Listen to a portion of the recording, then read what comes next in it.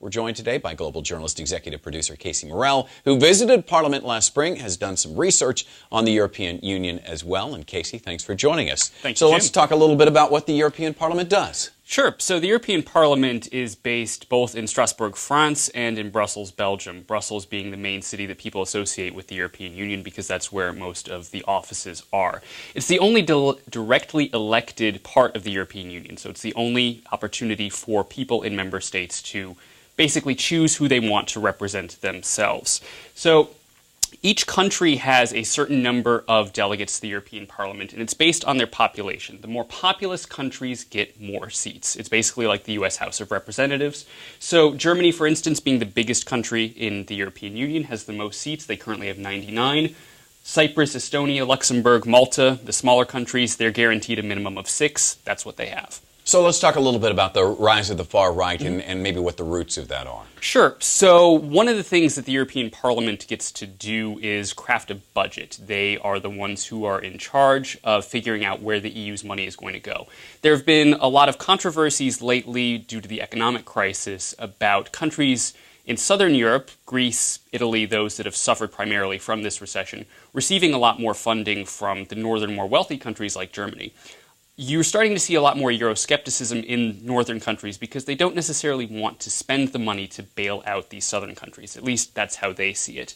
You also see some instances of xenophobia in other parts of Europe where attitudes towards people in Eastern Europe still aren't very favorable. So we're starting to see more people not necessarily being openly as antagonistic about the EU wanting to get rid of it, but maybe saying, hey, let's slow down a bit, let's figure out what we actually want this body to do before we take it any further. And yet it continues to gain in power, and this is a clean sweep. All 751 seats are up for election, so whatever happens in this election can be pivotal. Exactly. So how it works is some of the countries are actually going to be losing seats due to the accession of Croatia. Croatia just joined the European Union a couple of months ago. Some countries are going to be losing seats because the EU has capped the seats that are in the parliament to 751. Germany's going to lose a couple of seats. Ireland is going to lose a few. Croatia is also going to be losing one. But basically, as you said, all of the seats are up for grabs. So we could see a real shift in the balance of power.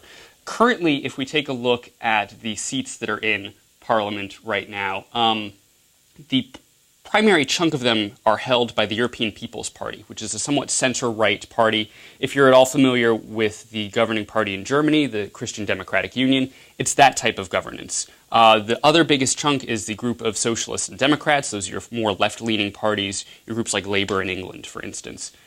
What we might see is the EPP losing some of its strength, the Socialists and Democrats gaining a little bit, but more gains in some of the more right-wing groups. The Europe for Freedom and Democracy group, for instance, which has a lot more Eurosceptic parties in it that basically sit there and try to obstruct whatever Parliament does. And despite that type of a group, the obstructionists and the skeptics, really the decisions really rest somewhere in the middle, which can be perceived as the strength of this kind of a system. Exactly. One of the big things that the EU is built on is a system of compromise when you think about it, because Parliament itself can't craft legislation.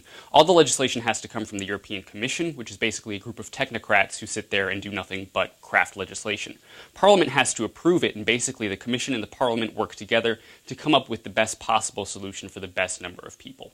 That said, with Parliament growing in power, this year they get to do something they haven't done heretofore, which is to elect its own leadership, yes? Exactly. So what's going to happen now is the Parliament is going to be able to elect a somewhat presidential figure that's going to be the head of the commission. And that's basically going to probably be a consensus candidate amongst the larger groups in Parliament.